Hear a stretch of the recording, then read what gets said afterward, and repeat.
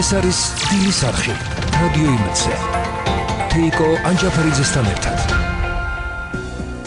კიდევ ერთხელ დილამშვიდობისა ბრუნდებით პირდაპირ ეთერში და ბრუნდებით ჩვენ სტუმართან ერთად.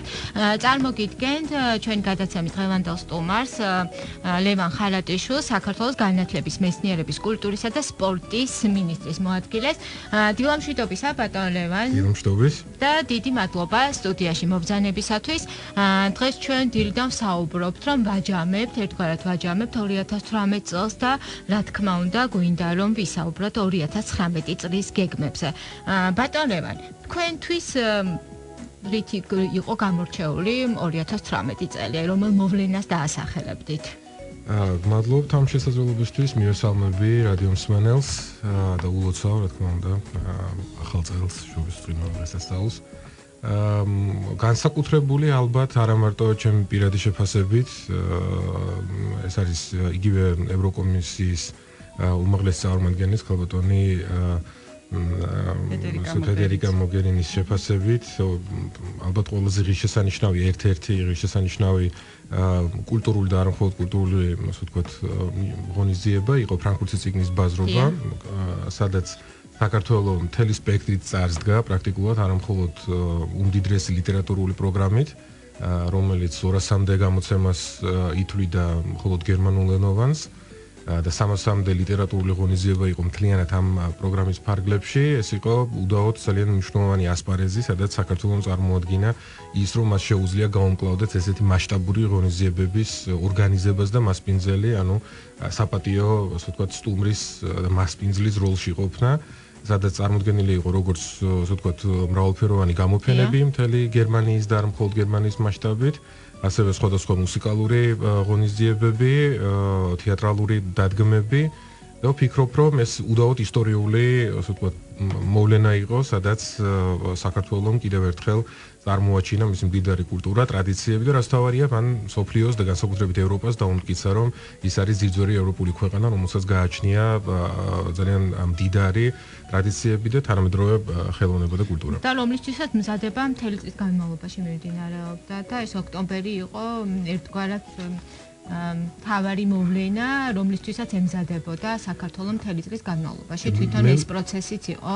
დიახ, ანუ მზადება იყო საკმაოდ ხანგრძლივი 4 წლიანი, ვიტყოდი, ანუ პრაქტიკულად 2014 წლიდან მოყოლებული, ანუ ქვეყანა ემზადებოდა ამ მნიშვნელოვანი ღონისძიებისათვის, იმიტომ რომ ეს არ იყო მხოლოდ ოქტომბერზე კონცენტრირებული ღონისძიებები, როგორც მოგეხსენებათ 2018 წელს პრაქტიკულად 18 წლიდან აქტიურად დაიწყო ფაზა ღონისძიებების, როგორც მოგახსენეთ სხვადასხვა მნიშვნელოვანი გამოფენების, მუსიკალური, კინო, ჩვენ ასე ვთქვათ, ფილმების რეტროსპექტივა, რომელიც ასევე ჩატარდა, ამიტომ მთელი წელი გერმანულენოვანი საზოგადოება იღებდა, ასე ვთქვათ, მცირე პორციებს ამ შემთხვევაში ქართული კულტურისა და უკვე კულმინაცია იყო უკვე ოქტომბრის ერთი კვირა, როდესაც თავისთავად თვითონ უშუალოდ მოხდა ლიტერატურული პროგრამის წარდგენა და პრეზენტაცია. საქართველოს ეს არის ჩვენი, ასე ვთქვათ, სლოგანი, რომელიც უკვე დამკვიდრდა, რაც იმას ნიშნავს, რომ კიდევ ერთი მნიშვნელოვანი, ასე ვთქვათ, გამოხმაურება თვითონ აი ამ ფრანკფურტის წიგნის ბაზრობის გახლდათ ის, რომ უკვე შემოთავაზება მივიღეთ პარიზის წიგნის ბაზრობის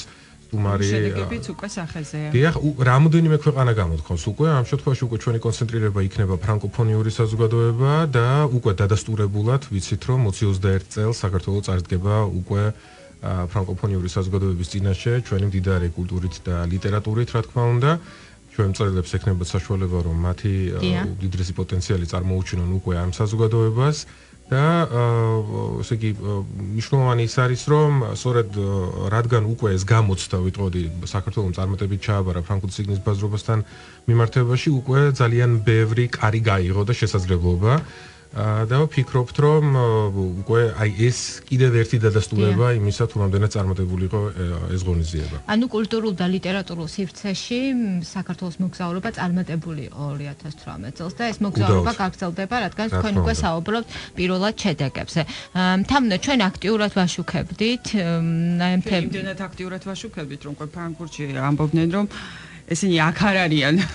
თორემ მოვლენების ეპიცენტრი ნამდვილად ვიყავით, იმიტომ რომ ყველანაირად ვცდილობდით, აი ყოველი დეტალი გაგვეშუქებინა, არ დაგვეტოვებინა ჩვენ მსმენელი რაღაცა მიღმა ამ პროცესებისა, ვისაც არ ქონდა საშუალება რომ იქ ჩასულიყო და ენახა და ამ პროცესის მონაწილე ყოფილიყო, ამდენად ჩვენც აქტიურად მივიღეთ ნამდვილად თეიკო მონაწილეობა და შეძლებს დაგვარად გავაშუქეთ ის მართლაც საამაყო პროცესი, რომელიც სწორედ განსაკუთრებით აი ოქტომბერში იყო. ეს არ იყო მხოლოდ კულტურული და ლიტერატურული მოვლენა, ამას ჰქონდა გარკვეული პოლიტიკური დატვირთვაც. აი ამ ნაწილსაც რომ ვისაუბროთ და იმ გავლენებზე, რომელიც სწორედ აი ამ ღონისძიებამ მოახდინა.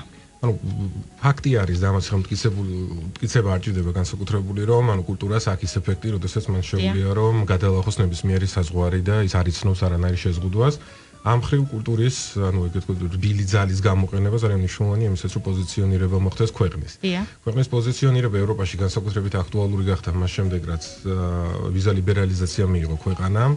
და არის გარკვეული ქვეყნები, სადაც საქართველოს მიმართ იმიჯი იყო არც თუ ისეთი პოზიტიური, როგორც ჩვენ გვინდა რომ ყოფილიყო, ეს შეიძლება უკავშირდებოდეს ვისავიზო რეჟიმების დარღვევას, გარკვეულ ასე ვთქვათ კანონის გადაცდომებს ამ შემთხვევაში, რომელიც შეიძლება საქართველოს მოქალაქეების მხრიდან ადგილი ჰქონოდათ და ანუ ამ სტერეოტიპის რღვევისთვის ასეთი მასშტაბის ღონისძიებების ორგანიზებას და წარმატებით ჩატარებას აქვს განსაკუთრებული მნიშვნელობა.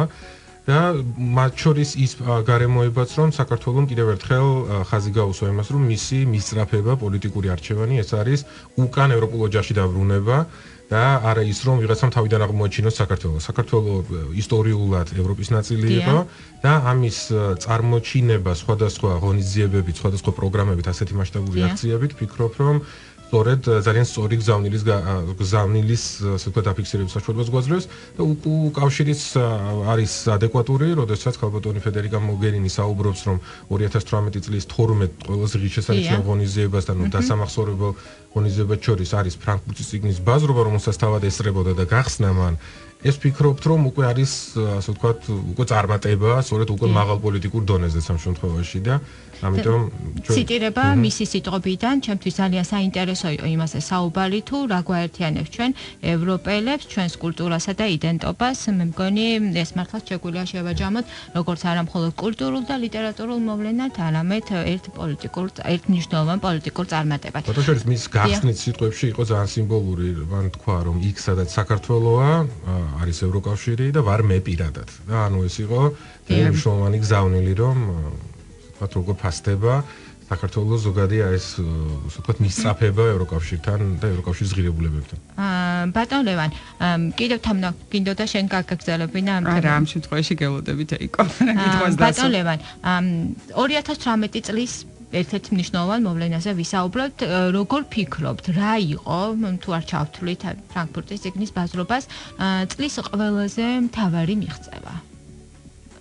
ბაზრობა ეს არის ნომერ პირველი, შევთანხმდეთ ეს რაღაცნაირად სიას რომ ჩამოუყვეთ, კიდევ რომელ მოვლენას აღნიშნავდით? მე ვფიქრობ, ძალიან მნიშვნელოვანი იყო ფიროსმანის გამოფენა ალბერტინაში. სწორედ ისეთ სახელებთან, როგორიც არის უშუალოდ იგივე ვან გოგი, შაგალი, მონე და ასეთი ტიპის საგამოფენო სივრცეში და ალბერტინაში ევროპის შუა გულში ფიროსმანის ექსპონირება ოღონდ არა ტრადიციული იმ კონცეფციით, რომელიც ყველა ჩვენგანისთვის ცნობილი არის, არამედ პრაქტიკულად ახალი სიცოცხლის შთაბერვა ფიროსმანისთვის და თანამედროვე ცნობილი ხელოვანების ჩართულობა მისი აი ამ ექსპოზიციის მომზადებაში ვფიქრობ ეს იყო ნამდვილად ისტორიული გარღვევა და ასე ვთქვათ მოვლენა უკვე არის ძალიან დიდი ინტერესი ფიროსმანის ამ გამოფენის სხვადასხვა ქვეყანაში წაღების ამ შემთხვევაში უკვე ვიცით რომ გვაქვს ესე იგი პარიზის საფრანგეთში გვაქვს უკვე დიდი ასე ვთქვათ მოთხოვნა იგივე არლის მუზეუმთან მიმდინარეობს მოლაპარაკებები იმისათვის რომ მოხდეს ფიროსმანის აი ამ ექსპოზიციის იქ წაღება პრაქტიკულად უკვე მივახციეთ ამ შეთანხმებას ამიტომ ვფიქრობთ რომ ესეც ძალიან მნიშვნელოვანი გარღვევა იყო რომელიც რა თქმა უნდა ეროვნული მუზეუმის ძალიან აქტიური მუშაობის შედეგი არის ამავე დროს ძალიან მნიშვნელოვანი იყო აღიარება, რომელმაც კიდევ ერთხელ წარმოაჩინა კულტურის და სპორტის ამ შემთხვევაში სინთეზი, ეს იყო იუნესკოს მიერ მსოფლიო არამატერიალური კულტურული მემკვიდრეობის ნუსხაში ქართული ჭიდაობის შეყვანა. ვფიქრობთ, ესეც ძალიან ღირსშესანიშნავი მოვლენა იყო, სადაც უკვე სპორტული შესაბამისად ჭიდაობის ფედერაცია კულტურის სამინისტროსთან და კულტურული დაცვის ეროვნულ სააგენტოსთან ერთად აქტიურად მუშაობდა ამ მიმართულებით და ესეც მნიშვნელოვანი აღიარება იყო ამ ხრივ ჩვენი ქვეყნისთვის. კიდე ეს არის მთავარი მიღწევები, რომელსაც აღნიშნავთ, მაგრამ მოდით ვისაუბროთ აი მთავარ გამოწვევაზე, რომელიც დატოვა 2018 წელს და შემდეგ უკვე სპორტის თემასაც შევეხოთ, რა თქმა უნდა, მაგრამ აი თქვენი აზრით რომელი იყო აი ესეთი გამოწვევა, რომელიც არის პირველი რიგის პრობლემა. ჩვენ საუბრობდით სიაზე, ახლა ვისაუბროთ პირველი რიგის და მთავარ პრობლემებზე. იცით რა, ალბათ ნებისმიერ ქვეყნისთვის უცხო არ არის კულტურის სფეროში საჭიროებები, ანუ ამ სფეროს გააჩნია ყოველთვის იმაზე უფრო მეტი საჭიროება, ვიდრე შესაძლებლობა არის, ეს არის ბუნებრივი ნებისმიერი ქვეყნისთვის. ამიტომ ჩვენს ვცდილობთ, რომ მაქსიმალურად პრიორიტიზირება მოვახდინოთ იმ საჭიროებებიდან გამომდინარე, რომელიც არის და ჩვენი ბიუჯეტიც და ჩვენი პროგრამებიც, ასე ვთქვათ, მოვახდინოთ ფოკუსირება სწორედ ამ მიმართულებით. გამოწვევა იყო შერწყმა სამინისტროების, ბუნებრივია, იმიტომ რომ მიუხედავად იმისა, რომ ძალიან მნიშვნელოვანი იყო თავისთავად ამ გადაწყვეტილების მიღება, რომელიც მიზნად ისახავს ბუნებრივია ამ ასე ვთქვათ, იმ მნიშვნელოვანი მიმართულებების განვითარებას, რომელიც ქმნის ადამიანურ კაპიტალს ჩვენს ქვეყანაში ბუნებრივია. ეს მაინც იყო ძალიან ბევრ სირთულესთან დაკავშირებული განსაკუთრებით პირველ ეტაპზე, მაგრამ უკვე 2018 წლის ბოლოს და ეხლა 2019 წლის გარიჟრაჟით ჩვენ შეგვიძლია ვთქვათ, რომ ეს მნიშვნელოვანი გამოცდაც წარმატებით ჩააბარა ამ გამართლა ბატონო ლევან. ჯერ ალბათ ადრე არის ამის შეფასება ესე კონკრეტულად ჩვენ რამდენად ადვილია მართვა ამ სხვადასხვა სფეროს, აი თუნდაც იმ სტრუქტურით, რომელიც უკვე დღეს ჩამოყალიბდა, აი თქვენი აზრით. ანუ მე ასე ვიტყოდი, რომ მარტივი არ არის ნამდვილად, მაგრამ არის ძალიან ბევრი შესაძლებლობა. ანუ ის, რასაც მანამდე ვამბობდით, მაგალითად, თუნდაც რომ კულტურას და სახელოვნებო განათლება არის ერთ-ერთი პრიორიტეტი, დღეს გვაქვს პირდაპირი შესაძლებლობა ამ შერწყმული გაერთიანებული სამინისტროს პირობებში უფრო დიდი კონცენტრირება გავაკეთოთ განათლების ყველა საფეხურზე, სკოლამდელი აღზრდის ცენტრიდან დაწყებული პროფესიული სწავლების და უმაღლესი სწავლების რეჟიმში ეტაპებზე უკვე სახელოვნებო განათლებაზე და ამაზე ძალიან ბევრი კვლევა არსებობს, რომ სახელოვნებო განათლებას აქვს განსაკუთრებული ეფექტი ადამიანის ჩამოყალიბებაში და მისი უნარების ჩამოყალიბებაში, რომელიც მას ცხოვრების მანძილზე გამოადგება. ამიტომ აქ ვხედავთ პოტენციალს. გარდა ამისა, მაგალითად, ერთ-ერთი მთავარი გზავნილი, რომელიც ჩვენი მთავრობის, ასე ვთქვათ, პირობებში გაჟღერდა, ეს არის ჯანსაღი ცხოვრების წესის ხელშეწყობა.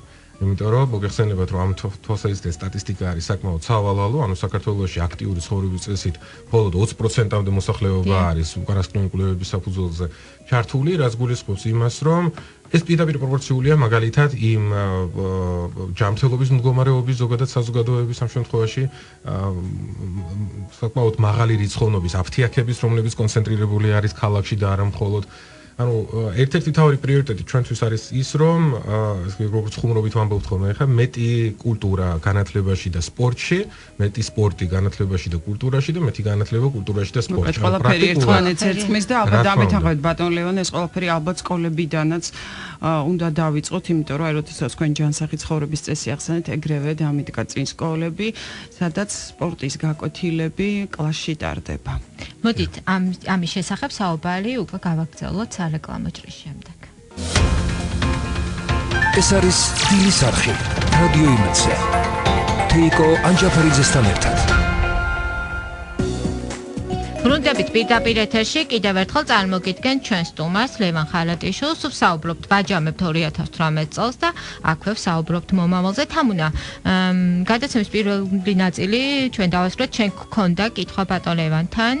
ჩვენ საუბრობდით გამოწვევებზე, ანუ რა იყო პრობლემა, რა გადმოვიდა 2019-ში და მოდი ამით გავაგრძელოთ ბატონ ლევან, ანუ ყოველ შემთხვევაში რა არის ის ხელშესახები, რაც შეიძლება ამ წელს კი არა აუცილებლად თქვენ თვლით, რომ პირველი სახის გამოწვევა და ეს უნდა გაკეთდეს და მივიყვანოთ ბოლომდე.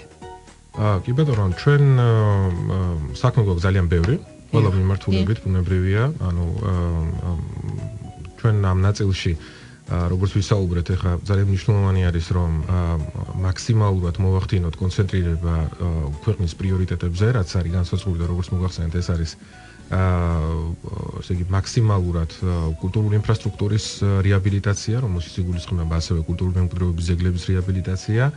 ეს არის თეატრების მიმართულებით ძალიან მნიშვნელოვანი კომპონენტი, ეს არის განსაკუთრებით ანაზღაურების მიმართულებით, ანუ სახელმწიფო პირობების სტანდარტიზაცია, იმიტომ რომ მოგეხსენებათ, რომ არის დიდი სხვაობა მაგალითად თბილისსა და რეგიონებს შორის თეატრებში მსახიობების ანაზღაურების თვალსაზრისით. ანუ იმედი უნდა იქონიო ბატონ ლევან, რომ ამ მხრივ უკეთესობა იქნება. რა თქმა უნდა, ჩვენ უკვე წელს დაგეგმილი გვაქვს და მთელი წლის განმავლობაში ვიმუშავებთ იმაზე, რომ 2020 წელს შესაბამისი სრულიებები შევიდეს ამ თვალსაზრისით უკვე დაფინანსების სტრუქტურაში და მექანიზმში. ჩვენი მიზანი არის, რომ მოხდეს გათანაბრება მაქსიმალურად, ანუ განსაზღვრა სტანდარტისა, რომელიც აუცილებელი იქნება იმისათვის, რომ უკვე მოხდეს შესაბამის თანაბარ პირობებში ჩაყენება მსახიობების, მერე უკვე იმის დამიხედვით, რომელი თეატრი, ასე ვთქვათ, რა დატვირთვით იმუშავებს, ბუნებრივია დამატებითი ფინანსური სარგებლის გაცემის შესაძლებლობა ექნება. ანუ ახლა არის სხვაობა, ეხლა არის სხვაობა, რა თქმა უნდა, ეს ისტორიულად მოყვება სამწუხაროდ და ამიტომ ჩვენი მიზანი არის, რომ მაგალითად 2019 წელს პლუს მნიშვნელოვანი იმით არის, რომ მთელი ჩვენი სამინისტრო გადადის საჯარო დაფინანსების მოდელზე. ეს არის ევროკავშირის რეკომენდაციების საფუძველზე კიდევ ერთი ეტაპი, როდესაც სამინისტროს მიერ ხელშეწყობილი პროექტები მაქსიმალურად გამჭვირვალე იქნება, წინასწარ დაანონსებული იქნება და საზოგადოება იქნება თავად ჩართული გადაწყვეტილების მიღების პროცესში. ანუ დამოუკიდებელი ექსპერტები წამოვლენ, ვინც დაინტერესებულნი იქნებიან, შეირჩევიან საზოგადოების მხრიდან როტაციული პრინციპით და ისინი კონკურსებში მიიღებენ თვითონაც მონაწილეობას როგორც გადაწყვეტილების მიმღებნი. ამ მხრივ მინიმუმ მარტო სამინისტროს სისტემაში, მარტო სამინისტროს მიერ გამოცხადება 16 კონკურსი წლის განმავლობაში და პლუს ჩვენ SIP ინსტიტუციების მიერ იქნება რა ტიპის კონკურსები იქნება, იმიტომ რომ რაც კი ეხება ამ შემთხვევაში კულტურასთან მიმართებაში, ეს არის როგორც რეგიონებში კულტურული ცხოვრების ხელშეწყობა და განვითარება, ეს არის მაღალმთიან რეგიონებში კულტურული ცხოვრების ხელშეწყობა, ეს არის მაგალითად ჩვენს ტერიტორიაზე მცხოვრები შეზღუდული შესაძლებლობის მქონე პირებისთვის მაქსიმალურად ხელმისაწვდომი პირობების უზრუნველყოფა კულტურის სფეროში, ეს არის ეთნიკური უმცირესობების ინფრასტრუქტურის კეთილმოწყობა. რა თქმა უნდა, აბსოლუტურად ეს არის ერთ-ერთი პრიორიტეტი ამავე დროს. გარდა ამისა, თავისთავად კულტურის პოპულარიზაცია ქვეყნის შიგნით და ქვეყნის გარეთ, ასევე ხელოვანების მობილობის ხელშეწყობა, რაც ნიშნავს მაგალითად მათ დაფინანსებას, თუ ისინი სხვადასხვა მნიშვნელოვან საერთაშორისო კონფერენციებში, მასტერკლასებზე დასასწრებლად მიემგზავრებიან და ასე შემდეგ. და სწორედ ამ კონტექსტში, ანუ თეატრების, იგივე მუზეუმებთან მიმართებაში სახელმწიფო პოლიტიკის გათანაბრება და სტანდარტიზაცია და ევროპულ სტანდარტებზე მიყვანა, მე ჯერ ვერ ვიტყვი სამწუხაროდ იმას, რომ ასე ვთქვათ, ანაზღაურების მოცულობა იქნება ისეთი, როგორც ევროკავშირის წევრი ქვეყნისთვის, მაგრამ ყოველ შემთხვევაში სტანდარტი გაცემის წესის, რომ მაქსიმალურად გათანაბრებული იყოს, რომ არც ერთ ინსტიტუციას განცდა არ ქონდეს, რომ ის რომელიმე სხვა ინსტიტუციაზე უფრო ნაკლებ, ასე ვთქვათ, ნაკლებად დაფასებული არის, ეს არის ჩვენი პრიორიტეტი წელს და ამაზე ვაპირებთ აქტიურად მუშაობას. და როგორც აღნიშნე, სახელმწიფო განათლების პოპულარიზაცია და გააქტიურება, ანუ უფრო მეტი სახელმწიფო, ასე ვთქვათ, გაკვეთილები ყველა, ასე ვთქვათ, საფეხურზე განათლების, უფრო საინტერესო და კრეატიული საგაკვეთილო ასე ვთქვათ, პირობები და რაც თავარია, ასევე არაფორმალური განათლების კონტექსტში ჩვენ პრიორიტეტს წარმოადგენს კულტურული ინსტიტუციების დათმობა საკანონმდებლო ფუნქციებისთვის. რაც გულისხმობს მაგალითად იგივე მუზეუმების სივრცეში გაკვეთილების ჩატარებას, რაც გულისხმობს სხვადასხვა ახალგაზრდულ პროგრამებს, როგორიც არის მაგალითად ახალგაზრდული არქეოლოგია და საბავშვო არქეოლოგია და ასე შემდეგ. ამის ამ პროგრამების უფრო მეტად, ასე ვთქვათ, შეთავაზება საზოგადოებისთვის, რითაც უფრო მიმზიდველი გახდება კულტურის სფერო ზოგადად. ალბათ კარგი იქნება, ბატონ ლევან, ეს თუ იქნება ერთგვარი სავალდებულო ფორმა, იქიდან გამომდინარე, რომ ეს ალბათ ჯერჯერობით მასწავლებელზეა და მის კრეატიულ აზროვნებაზე დამოკიდებულია, როდესაც უკვე სავალდებულო იქნება, ალბათ უფრო უკეთეს შედეგს გამოიღებს და არ შემიძლია სწორედ საუბრობდით რამდენიმე წუთის წინ, როდესაც სარეკლამო ჭრა იყო იმაზე, რომ აი გიორგი კალანდიას ჰქონდა იგივე ინტერნეტ სივრცეში მშვენიერი მოსაზრება და ეს გაკეთდა კიდეც ღამე მუზეუმში, ერთგვარი ჩვენებაც კი იყო, ინტერნეტ ვადევნებდით თვალყურს, რა საინტერესო პროცესი იყო და რამდენადაც თქვენთან შევიტყვეთ, ეს მიიღებს უფრო ფართო მასშტაბს და იქნება უფრო საინტერესო ფორმის. აი კონკრეტულად რას გულისხმობთ? 2015 წლიდან დავიწყეთ უკვე ორგანიზებულად და თანმიმდევრულად ამ აქციის ჩატარება საქართველოს მასშტაბით ყველა მუზეუმში. და ძალიან გვიხარია, რომ მუზეუმთა რაოდენობა, მათ შორის კერძო მუზეუმების დაინტერესებულნი არიან და ერთვებიან ამ კამპანიაში. პრაქტიკულად 2015 წელს თუ ყავდა ჩვენ ერთი ღამის პირობებში დაახლოებით 30,000-მდე დამთვალიერებელი და ვიზიტორი, 2018 წლის მონაცემებით ეს იყო უკვე 100,000-ზე მეტი. წარმოიდგინეთ 100,000-ზე მეტი დამთვალიერებელი ერთი ღამის განმავლობაში სხვადასხვა მუზეუმში გაცოცხლებული, ასე ვთქვათ, ექსპოზიციებით, რაც ძალიან საინტერესო არის სანახავათაც, იმიტომ რომ სხვადასხვა მუზეუმებში გარდა იმისა, რომ ეს არის უფასო, პლუს და ასე ვთქვათ, ტრადიციული ექსპოზიციებთან ერთად ხდება, ასე ვთქვათ, აქამდე უცნობი ექსპოზიციების წარმოჩინება საზოგადოებისთვის, ექსპოზიციების გაცოცხლება, მუსიკალური და თეატრალური დადგმების ჩვენ, ასე ვთქვათ, უზრუნველყოფა და ეს პრაქტიკულად მთელი ღამის განმავლობაში მიმდინარეობს, სანამ უკანასკნელი დამთვალიერებელი არ დატოვებს მუზეუმს და იმდენად საინტერესო გახდა ეს პროცესი და იმდენად შეცვალა საზოგადოების წარმოდგენა და ასე ვთქვათ სტერეოტიპები მუზეუმთან მიმართებაში, რომ ჩვენი მიზანი არის ეს, რომ არა მხოლოდ ერთი დღე იყოს წელს განმავლობაში, ჩვენ გვინდა შეიძლება ყველა სეზონზე იყოს ერთი დღე, რომელიც ასე გაიღება კარი მუზეუმების და არა მხოლოდ მუზეუმების საზოგადოებისთვის და მათთვის საინტერესო იქნება ამ პროცესებში ჩართვა. ამიტომ ბუნებრივია ჩვენ ამ პროექტს კიდევ მასშტაბს. ბატონ ლევან, რომ დაუბრუნდეთ აი ამ თემას, თეატრების დაფინანსება, სახელმწიფო პოლიტიკა, თქვენ ამაზე საუბრობდით და ასევე აღნიშნეთ, რომ თავალი აქცენტი გაკეთდება რეგიონებზე. შეგვიძლია აი ამ კონტექსტიდან გამომდინარე ვთქვათ, რომ არის სხვაობა, ვთქვათ რეგიონები კულტურულ ცხოვრებაში, ანუ თბილისი ბევრად უფრო აქტიური არის და თქვენ გინდათ, რომ ვთქვათ რეგიონებში შეიცვალოს ამ მიმართულებით. ჩვენი მიზანი არის ადგილობრივ მუნიციპალიტეტებთან ერთად ვიმუშაოთ იმ მიმართულებით, რომ ერთი მხრივ რეგიონებში იყოს კულტურული ინფრასტრუქტურა. და ამისთვის არ არის აუცილებელი, რომ ნებისმიერი დანიშნულების შენობას ჰქონდეს ცალკე, ასე ვთქვათ, ავტონომიური შენობა, შესაძლებელია შეიქმნას მულტიფუნქციური სივრცეები, სადაც თავს მოიყრის როგორც მუზეუმი, ასევე კინოდარბაზი, რომელიც თქვენ იცით, რომ პრაქტიკულად არ არის და არის მხოლოდ კერძო, ასე ვთქვათ, ასე ვთქვათ, სივრცეები და ისიც კონცენტრირებული არის თბილისის მასშტაბით სამწუხაროდ. ბიბლიოთეკაც და ასე შემდეგ, ანუ ერთიანი სივრცე იყოს და ჩვენ მუშაობთ იმ ასე ვთქვათ მუნიციპალიტეტებთან ერთად ამ კონცეფციის განვითარებაზე. ესაც შეეხება ინფრასტრუქტურას. მეორე, ჩვენი საზრუნავი ამ მხრივ ეს არის სწორედ იმ კონკურსების მეშვეობით, რომელიც მოგახსენეთ, მაქსიმალურად ადგილობრივი ორგანიზაციების და მუნიციპალიტეტების გააქტიურება, რათა სხვადასხვა კულტურული პროექტი ინიცირება მოახდინონ. ასევე ჩვენი მიზანი არის, რომ ტრადიციულად 30-მდე ფესტივალი, რომელსაც სამინისტრო ხელს უწყობს ყოველწლიურად და რომელიც ხშირად კონცენტრირებული არის ერთ და იგივე ქალაქში, იგივე ბათუმი იქნება დაუშვათ სეზონიდან გამომდინარე ზაფხულის პირობებში თუ სხვა. ჩვენი მიზანია მათი, ასე ვთქვათ, კონცენტრირება მოახდინოთ და გავფანტოთ სხვადასხვა რეგიონში, რათა ასე ვთქვათ, სწორედ კონკრეტული ქალაქი, ადგილობრივი მოსახლეობა გახდეს მოსარგებლე და მიიღოს ყველა ის სარგებელი გარდა პოპულარიზაციისა, რომელიც მოყვება ნებისმიერი ასეთი საერთაშორისო მასშტაბის ღონისძიების ჩატარების თვალსაზრისით. და რა თქმა უნდა, ანუ ჩვენი მიზანი არის პლუს მუშაობა იმაზე, რომ ახალი ძალიან საინტერესო პროექტი გვაქვს, რომელსაც დავაანონსებთ რამდენიმე დღეში და ვისარგებლებ თქვენი ეთერი და პირველი თქვენი მსმენელი მოისმენს ამის შესახებ. ეს არის ევროპის კულტურის დღეების ორგანიზება ყოველწლიურად. ეს იქნება მასშტაბური სერია ღონისძიებების, რომელთა მიზანს წარმოადგენს ევროპის კულტურის ჩამოყვანა საქართველოში, არა მხოლოდ ქართული კულტურის პოპულარიზაცია ქვეყნის გარეთ, არამედ ევროპული კულტურისა და ევროპული ღირებულებების ქართული საზოგადოებისთვის გაზიარება, რათა მათთვის უფრო ბუნებრივი გახდეს ის პროცესები, რომელიც ბატონ ლევან არის რაღაცა გამორჩეული ფორმა. დიახ, ანუ ჩვენ გვექნება სხვადასხვა კულტურული ღონისძიება, რომელიც იქნება როგორც და პირველი ქვეყანა ან მოვლენია როგორ არის ეს ყველაფერი დახარისხებული, ანუ ქვეყანა თუ რაღაც.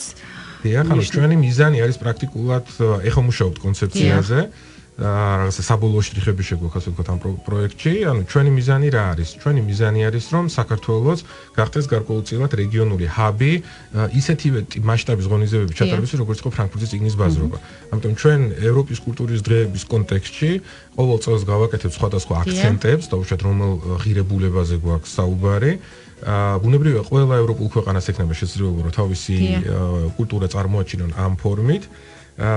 მაგრამ ჩვენ კონცენტრირდებით უფრო გაზაფხულზე. ეს იქნება აპრილი-მაისის თვე, როდესაც კონცენტრირებული ღონისძიებები იქნება მთელი საქართველოს მასშტაბით. ეს იქნება კულტურული ფორუმი, ეს იქნება დაუშვათ სხვადასხვა გამოფენა, სხვადასხვა ღონისძიება და ასე შემდეგ. მაგრამ მთელი წლის განმავლობაში იქნება სხვადასხვა ტიპის ღონისძიება, რომელიც მიეძღვნება სწორედ ევროპის კულტურის დღეებს, როდესაც ეს იდეა გაჟღერდა ევროკავშირის პრეზიდენტთან, ბატონ იუნკერთან, მან თქვა, რომ საქართველოს კიდევ ერთხელ დაადასტურა, ის არის უნიკალური ქვეყანა, რომელსაც შეუძლია ასეთი ტიპის ინიციატივების წარმოჩენა, რომელიც არასდროს არ გაუკეთებია. ანუ ეს არის ეს ერთგვარად პირველი პრეცედენტი. ეს არის პირველი პრეცედენტი და მე ვფიქრობ, რომ მას აქვს დიდი პოტენციალი გადაიზარდოს ძალიან ასე ვთქვათ მნიშვნელოვან ტრადიციულ ღონისძიებად და ბატონ ლევან, ცოტად რო გრჩება და მე მინდა რომ ჩვენ რაღაცნაირად შევაჯამოთ, ვისაუბროთ მომავალზე, როგორც უკვე ვთქვი, რამდენჯერმე გავიმეორე, კულტურული მემკვიდრეობის წელი იყო, ხო, ძალიან მნიშვნელოვანი 2018 წელი. რა გაკეთა ძალიან მოკლედ, რომ გვითხრათ აი მთავარი აქცენტები და ამ მიმართულებით რა ნაბიჯები იქნება გადადგმული 2019 წელს. ძალიან მნიშვნელოვანია, რომ ევროკავშირმა კულტურული მემკვიდრეობის წლად რო გამოაცხადა 2018 წელი, საქართველოს ამ გამოცხადებაში ასე ვთქვათ არ მოიაზრებოდა, იმიტომ რომ ის არ არის ევროკავშირის წევრი ქვეყანა ჯერჯერობით. და ჩვენი აქტიური მუშაობის შედეგად დავიმკვიდრეთ ასე ვთქვათ საპატიო ადგილი აი ამ საერთო აღნიშვნაში, სადაც საქართველოს მიეცა უფლება, რომ ამ პროცესში ჩართულიყო. ეს გამოიხატებოდა იმაში, რომ ნებისმიერი აქტივობა, რომელიც ამ მიმართულებით ჩატარდა, იყო აისახებოდა ევროკავშირის ერთიან გეგმაში, ერთიან კალენდარში და ერთიან ასე ვთქვათ შეფასებებში და ანგარიში. ამ ხრივ ძალიან გვეამაყება ის, რომ 2018 წელი იყო წელი, როდესაც გაიხსნა ორი მნიშვნელოვანი კულტურული ინსტიტუცია. ერთი გახლდათ თელავის მუზეუმი, რომელსაც წლის განმავლობაში ასევე ხვდა დიდი პატივი, რომ პრეზიდენტის ინაუგურაციისთვის ემასპინძლა. და მეორე ეს იყო მედიცინის ისტორიის მუზეუმი, რომლის ანალოგი რეგიონში არ არსებობს. და შესაბამისად უნიკალური კოლექცია წარმოჩნდა თბილისში, სწორედ აი ამ მედიცინის ისტორიის მუზეუმში, რომელიც კიდევ ერთი საშუალება არის იმის დასაბუთების, თუ რამდენად უსაზღვროა კულტურის შესაძლებლობები და მრავალფეროვანია კულტურა. ასევე კულტურული მემკვიდრეობის წლის რეჟიმში მნიშვნელოვანი იყო სახელმწიფო გადაწყვეტილება ბიუჯეტის გაზრდასთან მიმართებაში და ძალიან გვეამაყება ის, რომ პრაქტიკულად კულტურული მემკვიდრეობის წელი იქნება თუ არ იქნება, იმდენად პრიორიტეტული არის ეს სფერო ქვეყნისთვის, რომ ყოველწლიურად ხდება ბიუჯეტის სულ მცირე 20%-ის ზრდა ამ მიმართულებით. ანუ ყოველწლიურად მინიმუმ 20% არსებული ბიუჯეტისა ემატება და თავარია რეაბილიტაცია ხდება ისტორიული ძეგლების. რა თქმა უნდა და ანუ ჩვენ ორი მიმართულებით მუშაობთ. ერთი არის მატერიალური თვალსაზრისით და ამ ხრივ ლევანდელი წელი იყო რეკორდული იმ მასშტაბური ასე ვთქვათ სარეაბილიტაციო სამუშაოების წარმოების, რომელიც ჩატარდა და ყოველწლიურად იზრდება ეს რაოდენობა. არამატერიალური მიმართულებით, როდესაც მუშაობთ იმ ტრადიციების წარმოჩენაზე, რომელიც გვაქვს და ამ ხრივ კიდევ რამდენიმე საინტერესო ნომინაცია მზადება იუნესკოსთვის, რომელიც არის მაგალითად ქართული სუფრის ტრადიცია ამ შემთხვევაში და არის ასევე და უშუალოდ იგივე მატერიალური თვალსაზრისით ვარძის კომპლექსი, რომელიც ემზადება ამისთვის. კულტურული მემკვიდრეობის წლის კონტექსტში იყო მნიშვნელოვანი აღიარება ევროპის საბჭოს კულტურული მარშრუტების მიმართულებით. 2018 წელს პირველად საქართველოს დაიწყო კულტურული მარშრუტების სერტიფიცირება. ამ ხრივ უკვე გავწევრიანდით სხვადასხვა მნიშვნელოვან მარშრუტებში ევროპის მასშტაბით, მაგალითად ღვინის მარშრუტი, მაგალითად თერმული ქალაქების მარშრუტი, კერამიკის მარშრუტი და ასე შემდეგ და 2018 წელს გადაწყვეტილება იქნა მიღებული, რომ 2021 წელს საქართველოს უმასპინძლებს კულტურული მარშრუტების ფორუმს, რომელიც ჩატარდება ერთ-ერთ ისტორიულ ქალაქში, არა თბილისში, რეგიონში და ესეც მნიშვნელოვანი აღიარება არის ამ ხრივ და ჩვენი ძალიან აქტიური ასე ვთქვათ მუშაობის შედეგი. ესე იგი, ძალიან მნიშვნელოვანი წელი 2018 თამინა, მაგრამ გადაცემის დასასრულს ბოლო კითხვა 2019 წლის თავარი გამოწვევა, ჩვენ საუბრობთ პოზიტიურ კონტექსტში და რა თქმა უნდა ვართ გულშემატკივრები და გვიხარია, რომ ამდენი რამე კეთდება, მაგრამ ვისაუბროთ თავარ გამოწვევაზე, როგორ ფიქრობთ? თქვით ჩვენ 2018 წლის თავარი გამოწვევა, რომელიც ასევე გადმოვიდა თქვა 2019 წლისთვისაც მნიშვნელოვანი და აქტუალურია, მაგრამ აი როდესაც ერთი წლის შემდეგ თქვენ მობრძანდებით ჩვენს ეთერში, აი რა იქნება თქვენი თქვა იდეალური ფრაზა, რას მივახციეთ ამ ერთ წელიწადში და როგორ გავუმკლავდით აი ამ თავარ გამოწვევას? კი ბატონო, მე თუ უფლებას მომცემთ ორს ვიტყვი ამ შემთხვევაში, ერთი არის უკვე შერწყმული გაერთიანებული სამინისტროს ერთიანი სტრატეგიის დოკუმენტი, რომელიც ძალიან მნიშვნელოვანი დოკუმენტი არის და სწორედ 2019 წელს დამტკიცდება ეს ხედვა, რომელთაც ჩამოყალიბდება ყველა იმ მიმართულების მიხედვით სახელმწიფოს, ასე ვთქვათ, სამუშაო რა იქნება ადამიანური კაპიტალის განვითარების მიზნით და მეორე ეს არის 2019 წელს საქართველოს არის პირველად ევროპის საბჭოს თავმჯდომარე ქვეყანა და ჩვენ ძალიან ბევრი რამ უნდა გავაკეთოთ იმისთვის რომ ევროპის საბჭოს მასშტაბით ჩვენი თავმჯდომარეობა იყოს სათანადოდ ასე ვთქვათ დანახული და შეფასებული და ამ ხრივაც ძალიან ბევრი ღონისძიება იქნება დაგეგმილი ამ წელს. მოკლედ იმდენი გეგმა და იმდენი მიმართულების შესახებ ვისაუბრეთ ბატონ ლევან იზღა დაგვრჩენია წარმატება გისურვოთ თქვენთან ერთად მე მგონი ხშირ 2019-2020 წლამდე ჩვენც ეთერში კიდევ არაერთხელ იქნებით სტუმარი და სხვადასხვა თემაზე დეტალურად ვისაუბრებთ. ძალიან ბევრი მოვლენა აღნიშნეთ ბატონ ლევან და ალბათ ყველა გასაშუქებელია დამერწმუნოთ იმდენად საინტერესო რომ ვინც გვისმენს განსაკუთრებით კულტურის მოღვაწეები, თეატრალები, ყველა ვინც კი ჩართულია ამ პროცესში დამერწმუნეთ ალბათ ამ წელს გაფაციცებით ყოველდღიურობას ელოდება რომ რაღაცა სიახლე მოხდეს და ეს აკეთილდღეოთ. ასე რომ წარმატებები თქვენ. წარმატებებს გისურვებთ და რადიო იმედის ეთერში ახლა სპორტის დრო არის. ეს არის თბილისის არხი რადიო იმედზე. თეიკო ანჯაფარიძესთან ერთად.